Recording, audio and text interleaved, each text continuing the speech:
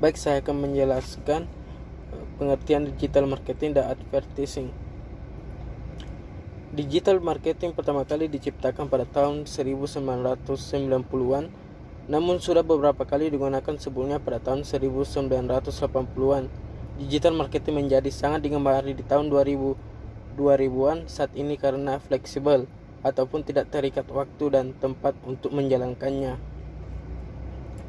Digital marketing menjadi sistem pemasaran yang paling banyak digunakan dan diminati bagi para pebisnis sebagai yang menawarkan produk atau jasa, dan bagi para pembeli yang menikmati produk atau layanan tersebut. Di era saat ini, digital marketing dianggap lebih efektif daripada sistem yang lainnya. Hal ini dikarenakan digital marketing memberikan kenyamanan, kemudahan, serbaguna, dan lebih cepat dibanding yang lain. Hal ini tidak hanya memudahkan konsumen, tapi juga sebagai alat yang efektif bagi pemasar dalam menjangkau target pasar mereka. Dengan demikian, dapat diketahui bahwa pengertian digital marketing adalah segala jenis kegiatan dan strategi yang dilakukan untuk mencapai target yang telah ditentukan melalui teknologi internet. Sedangkan digital advertising adalah kegiatan yang dapat menarik perhatian konsumen melalui jasa penyedia informasi atau platform berbayar. Dengan demikian, konsumen akan menerima informasi terkait produk dan layanan bisnis yang dipromosikan. Assalamualaikum warahmatullahi wabarakatuh. Saya Muhammad Fadil Akila akan melanjutkan pembahasan kita pada kesempatan kali ini. Setelah kita semua mengetahui apa itu digital marketing dan advertising, tentunya kita perlu mengetahui juga metode apa saja yang harus ada atau perlu kita terapkan sebelum melakukan digital marketing dan advertising. Nah, sebenarnya dalam melakukan digital marketing dan advertising perlu adanya tujuan yang jelas. Hal ini dapat dilihat dengan cara menentukan capaian, menargetkan sasaran, strategi, taktik, dan metode untuk mencapai sebuah kesuksesan dari perusahaan atau produk yang akan kita pasarkan atau promosikan melalui digital marketing dan advertising nantinya. Nah, metode yang bisa kita gunakan itu ada 4. Yang pertama itu menentukan capaian. Nah, capaian yang saya maksud adalah niat tinggi dan terukur sebuah perusahaan selama jangka waktu tertentu. Nah, menentukan capaian ini perlu dirancang dan disepakati oleh seluruh manajemen guna mengetahui apa yang ingin kita capai ke depannya dalam melakukan digital marketing dan advertising. Kemudian setelah menentukan capaian, kita juga perlu atau sangat diharuskan untuk menargetkan sasaran pasar. Nah, kenapa sasaran pasar itu penting? Karena dalam menerapkan sasaran pasar, kita harus melakukan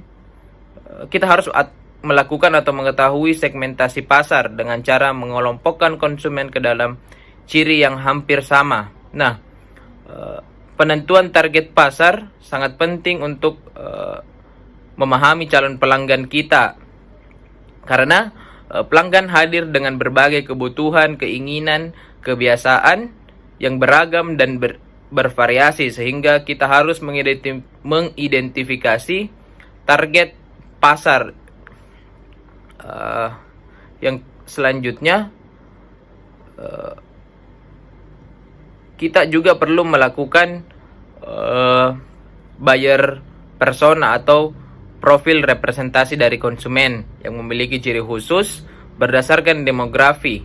Dalam artian kita harus mengelompokkan konsumen itu berdasarkan lokasi penjualan, tingkah laku, dan daya beli. Itu 3 elemen penting yang perlu kita perhatikan dalam menentukan target sasaran atau pasar. Nah, untuk membuat buyer persona yang saya sebutkan tadi atau profil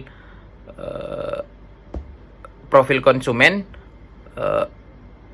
kita memerlukan informasi yang di dalamnya itu terdapat informasi demografi seperti usia, tingkat tingkat pendidikan, atau jenis kelamin.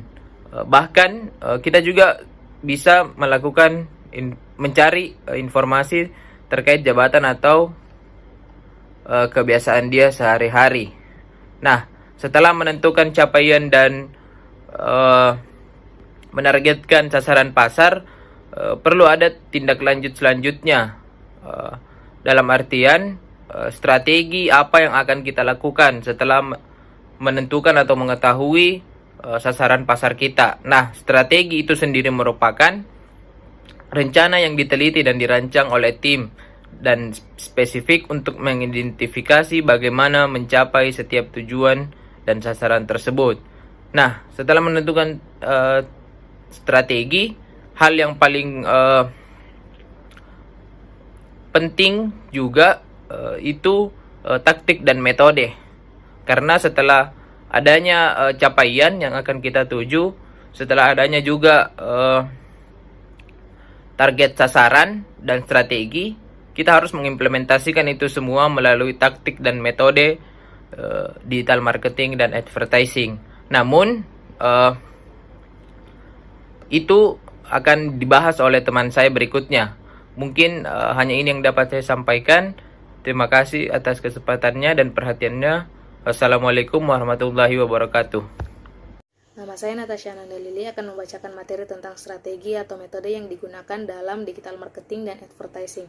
Yang pertama ada social media marketing yang digunakan untuk mempromosikan suatu produk atau brand di berbagai sosial media. Yang kedua ada user-centered website. Yang ketiga ada search engine optimization, adalah upaya mengoptimasi website untuk mendapatkan peringkat pertama di hasil penelusuran. Yang keempat ada search engine marketing atau pay per click yang berfungsi untuk meningkatkan pengunjung dan popularitas. Yang kelima ada UX design, proses pembuatan website yang dibuat mudah untuk digunakan. Yang keenam ada content marketing, yaitu proses pembuatan dan pendistribusian konten yang relevan dan penting.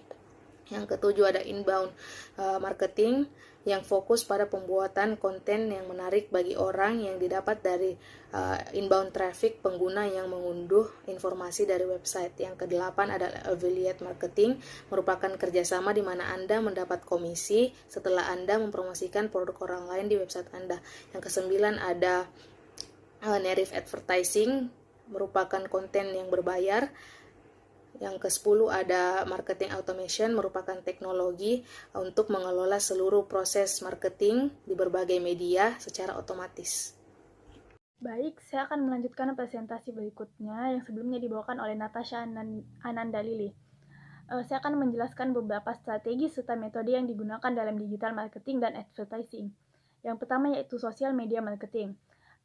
Ada beberapa cara yang ditempuh untuk social media marketing. Yang pertama yaitu menciptakan sumber daya yang hebat. Lengkapi profil Anda untuk platform yang dipilih dan pastikan semuanya diatur untuk akses publik.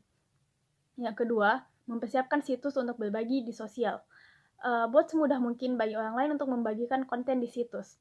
Sematkan tombol berbagi sosial di setiap halaman situs dan blog, dan sarankan kepada mereka yang mengakses konten untuk membagikannya dengan orang lain.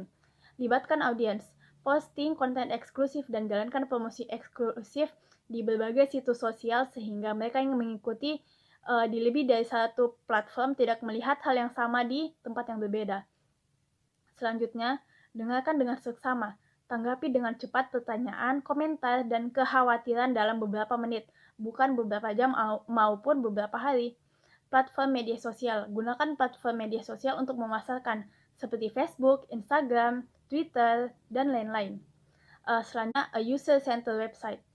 Adapun beberapa cara yang dimiliki, yaitu yang pertama, miliki hosting yang baik. Dalam situasi bisnis, platform hosting akan mengurus hal-hal penting seperti penyimpanan file, hosting email, ruang server, database, dan lainnya. Lalu yang kedua, pilih URL yang efektif. Pada dasarnya adalah alamat global untuk dokumen, halaman, dan sumber daya tertentu di World Wide Web. Yang ketiga ialah bangun situs web yang kuat dan efektif. Seperti yang telah disebutkan, situs web yang kuat dan efektif harus menjadi pusat semua jangkauan media sosial. mesin pencarian, dan online advertising harus diarahkan untuk mengunjungi situs lalu sehingga dapat menjual produk atau layanan yang telah disediakan. Selanjutnya, ciptakan konten yang menarik dan berguna. Konten yang harus digunakan itu mengarahkan pengunjung untuk mengunjungi situs web yang telah dibuat. Selanjutnya